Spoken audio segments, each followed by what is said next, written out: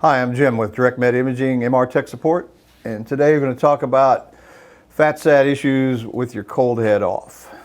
Your cold head's been off for maybe 2 days. Customer's going to be complaining about fat sats.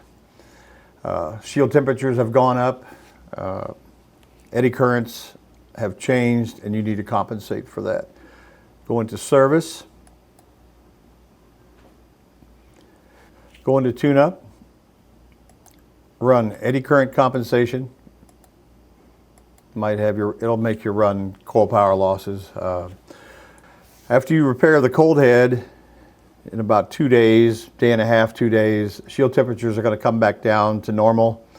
And once again, they'll be complaining about the fat sats aren't looking good. Come back in, run your eddy current compensation tune-up, and you're good to go. For more tips like this, visit our website, directmedimaging.com, and click on the Resource tab.